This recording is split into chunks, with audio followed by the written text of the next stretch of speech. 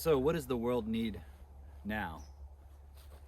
It's really the same thing it's always needed and it's never had, which is individuals in this world, all individuals, not just a few, who really actually care. And when you look around at the world, and when you look at the world inside of yourself, which you would call your secret mind, your inner world, it's the below part in the as above, so below. Or I guess it's the above, I don't know. It's either one. When you look at that, there's no caring. There is no consideration of others. There's no consideration of yourself. There's only a program that's running. There's a program that says, I have to survive. And the I is not even you, who you really are. It's the I of ego. It's the I of survival, of the search for feelings and energy. If you think about it, there is no point in fearing for your survival. Why would you be afraid of something that's inevitable? Because it's inevitable, given the way our world and our system and our reality is structured. It is inevitable that you will eventually die. That everyone who's alive right now will eventually die. And I don't care about all the talk about life extension technology and all that stuff. It's really irrelevant. You will die.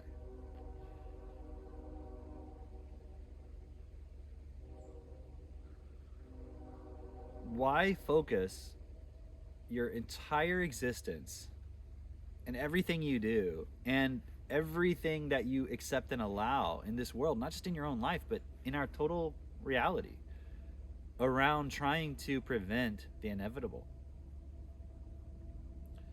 And then not even using this time that you have here to actually be alive.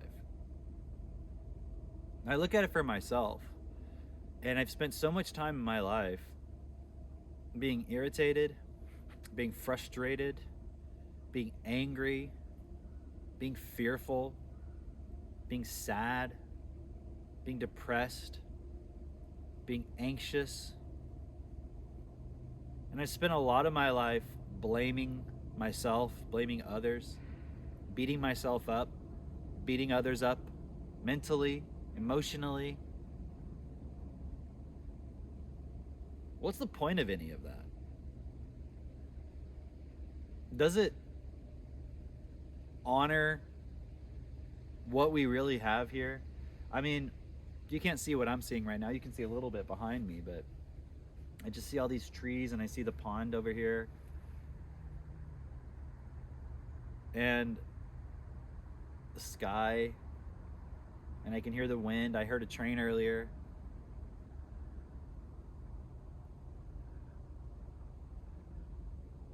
And there's so many people on this planet. There's so many animals. There's so many plants. We have everything that we need to have an amazing reality. I mean, even the point, you hear people talk about there's too many people on the planet, but it's like I live in Texas and I drive around and there's so much land. There's, maybe people feel that way just because they live in cities. It's easy for them to believe that there's too many people because they're way overcrowded. But there's plenty for everybody.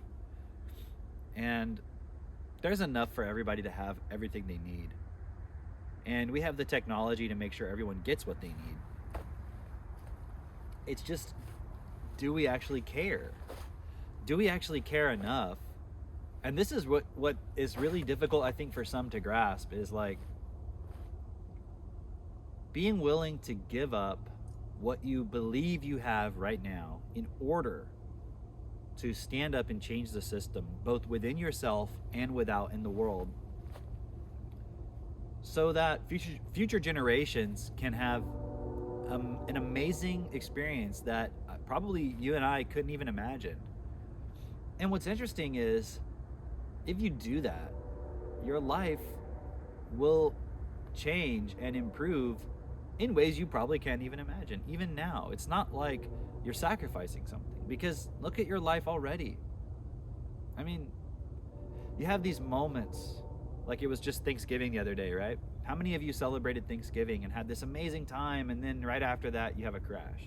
Same thing with Christmas, same thing with your birthday, all these events.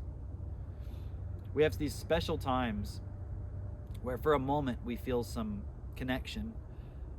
We feel some kind of sense of being alive, gratitude, feeling grateful for life. But those tend to be the exceptions. They are the in-between moments. So how do we then, given all the context and all the frames of reference that reinforce the way things are, how do we change that? We just had our first Technotutor event here in Texas, and we had, I would say, about 50 people. It's not all of our distributors, but it was a few that were able to make the trip here for this first event. And many of them were international distributors that couldn't come here, and some were able to get across.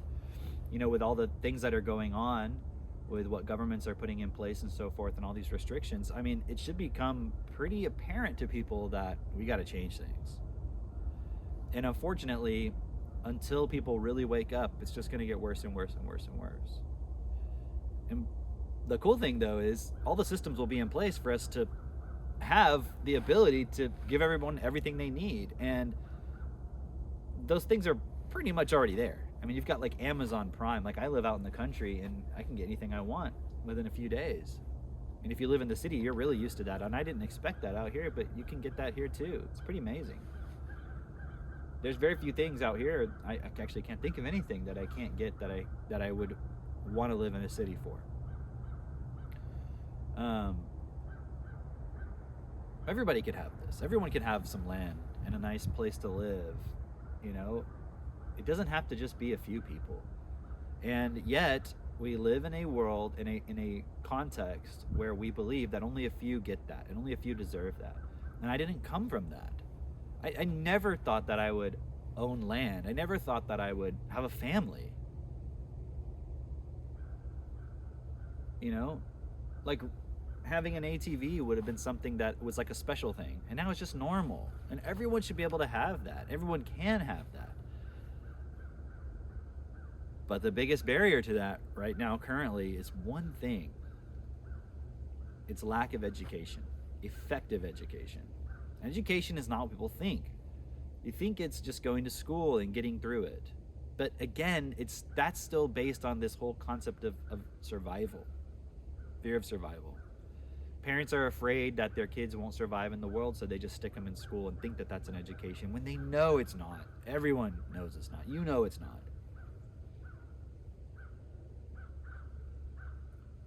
What is a real education?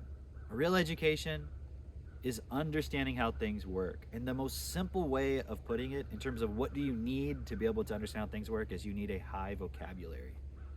It's just every word that exists.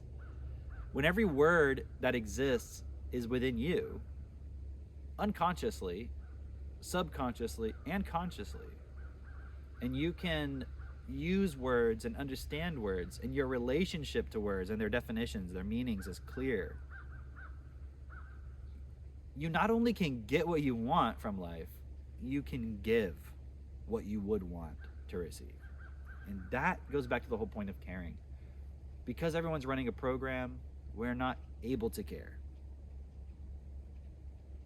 We don't care, so we don't share. We don't have the vocabulary of caring. We have the vocabulary of competition, of survival. Our vocabulary is limited to that. So that's the way we think. Your vocabulary is not what you think from school, where you just learn a bunch of, quote, fancy words that you can switch out in your essays to try and get a higher grade. That's what most people think vocabulary is. Vocabulary is so much more than that. Vocabulary, vocal, vocation, your calling, voice, All of those words are connected.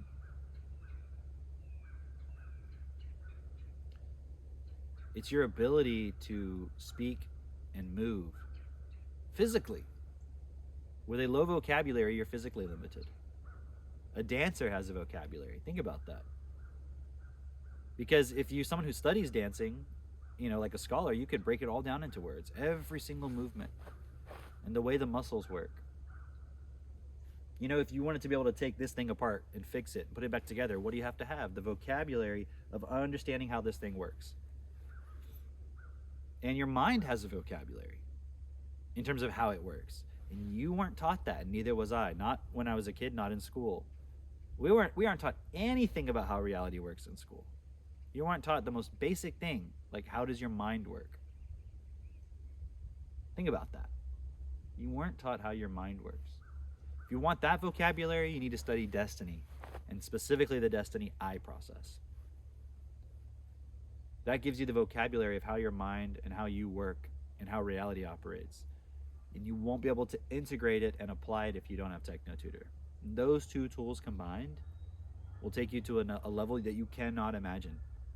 It will get you all the things that you want, especially when you plug into the groups that we've participated in creating. Like I said, we had 50 plus people here, and we had an amazing time. Like, I could go on and on for hours about how cool it was with people here.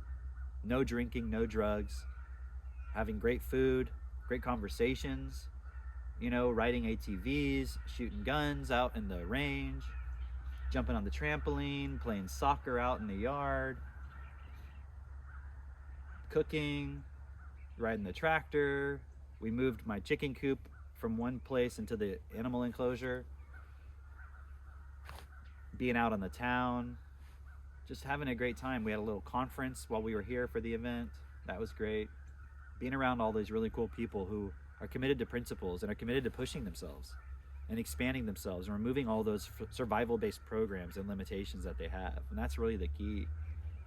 And to put yourself in situations where you're not comfortable, but you have the tools to then face all those fears and those thoughts and those beliefs and those limitations that come up, using your TechnoTutor with the understanding of how your mind works and what these thoughts and feelings mean and what they represent, which is what you get when you study the Destiny I process and all of the Destiny material. You have to understand these tools, Destiny and TechnoTutor, were created from the most advanced level of understanding that has ever existed and ever will exist. Because unless you integrate these points, there's nothing else to understand at the moment. Until we sort this world out, and until we make sure everyone has the basics of what they need, the best of what they need, there's nothing else to figure out. You don't need to figure out how to attract stuff. You don't need to figure out how to manifest stuff. You don't need to figure out all this bullshit, how to feel good, bliss, etc., until we sort this out.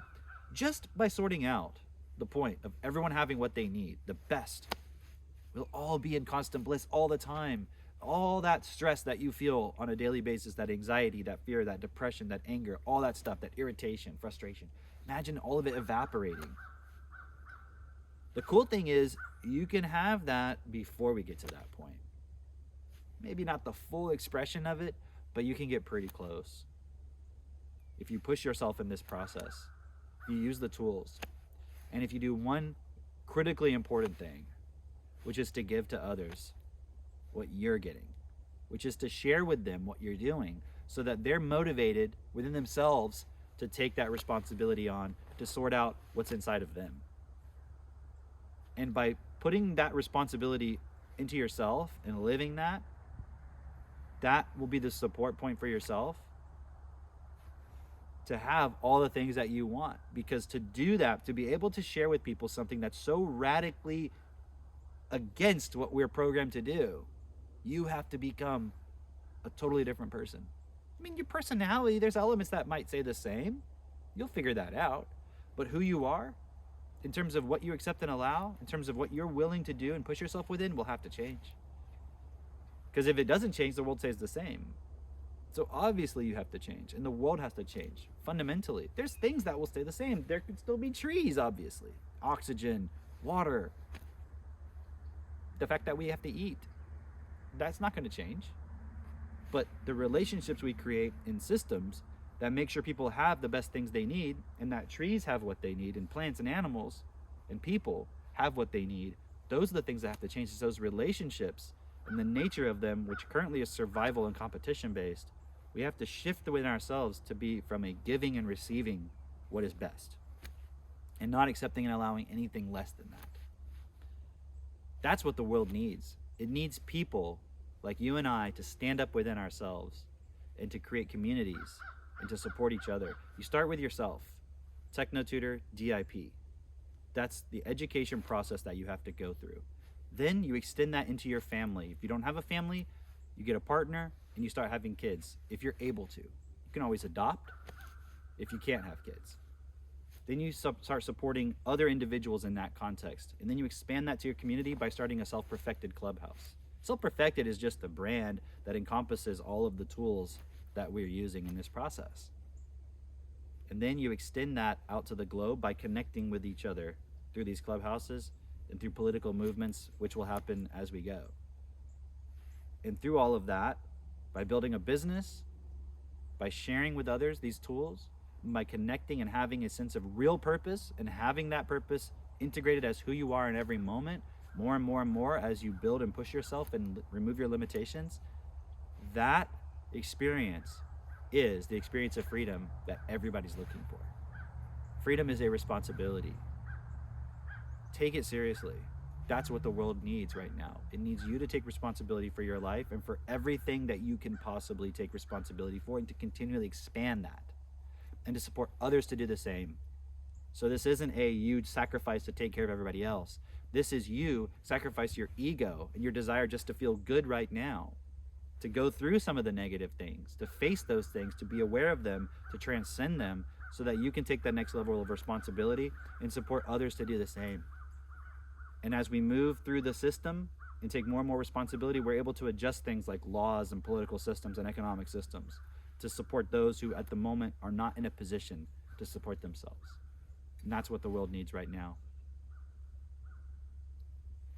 You as who you really are, as that innocent child, is waiting for you to stand up and to take responsibility and be the parent that you didn't have for yourself and others, and support them to become the parent they didn't have.